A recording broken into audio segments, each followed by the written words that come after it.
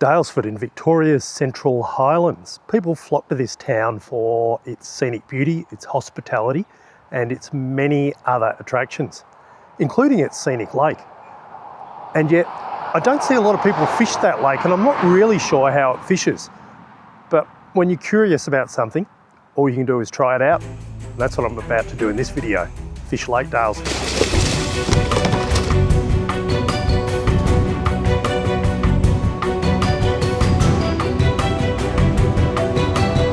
It's Paul here, and today I'm coming to you from somewhere that I visit frequently but have never fished. I'm at Picturesque Lake Daylesford. Hundreds if not thousands of people probably visit here on weekends. It's a really popular place, but I don't see many people fishing here. I've heard of it occasionally, and I've heard of people catching redfin here. So really the only way I know what it's going to be like is to go out there and give it a bit of a go. So the general plan today is to target redfin.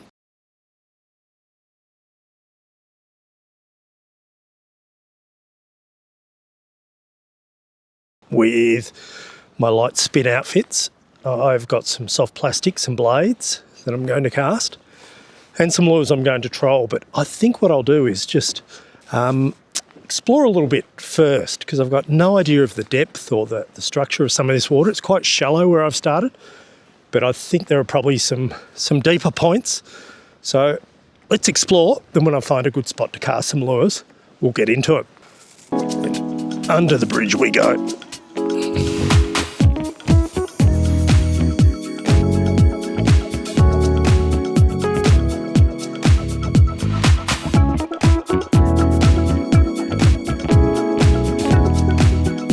So a little bit about what I know about this lake as a fishery. Like I said, I visit here a lot, don't live too far away, just about half an hour away in Castlemaine.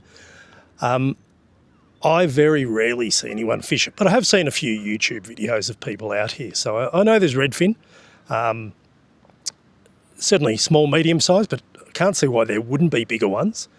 But like I said before, the only way I'm really going to know about what's out here and what the fishing is like is to give it a crack. So let's see if I can catch myself my first Lake Daylesford fish. I think we'll start with some soft plastics.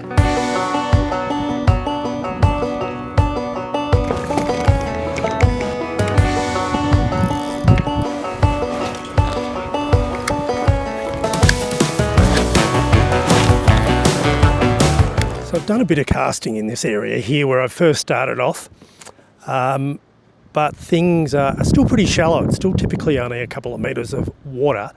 I can see it further around to my left. There's some pretty steep banks. So I reckon that's where it'll get a bit deeper, maybe a bit more structure.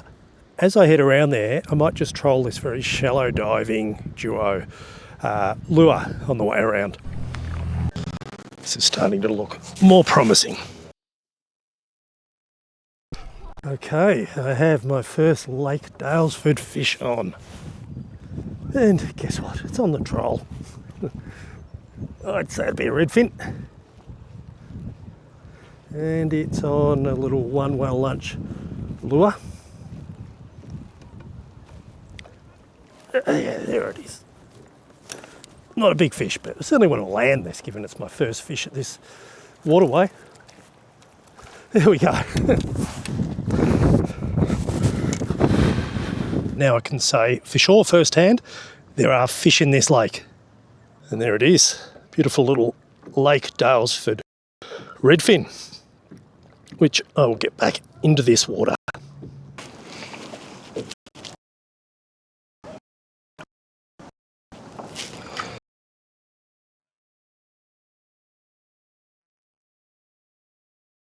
So I hadn't been going that long. I'd stopped at a few places near where I started and cast a couple of different types of soft plastics and a blade.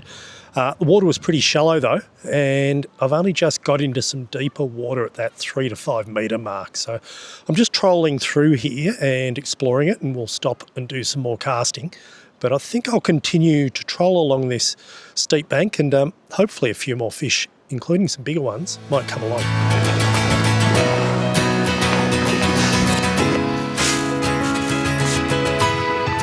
I think that's called the Boathouse Cafe.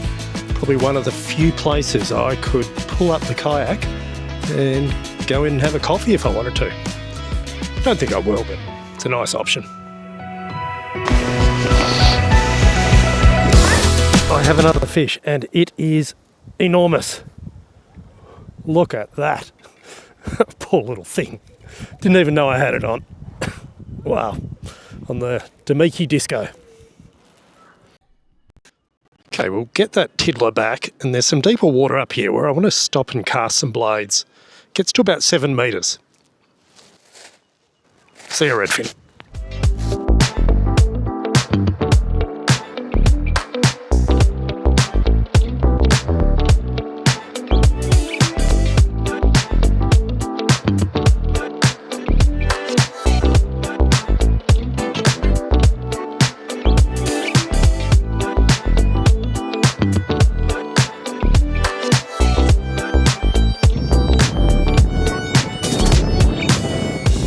No luck on the casting, but as soon as I've gone to troll off, guess what? I've got a fish on.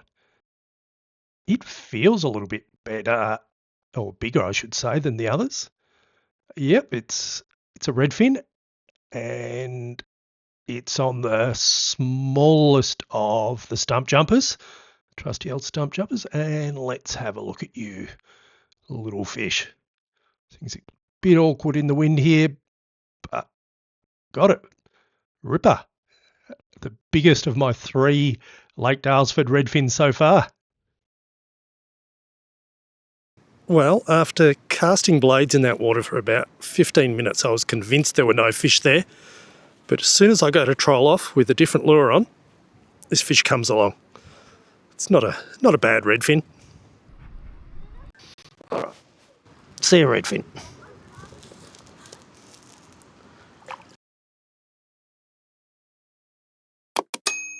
Yeah, so there it is, just the little size 3A stump jumper. Smallest of the stump jumpers. Maybe that's what these Daylesford redfin are interested in. We'll troll through there a few more times and see what happens. It's the old public swimming area. I think I saw a photo of that back in the 1930s, perhaps.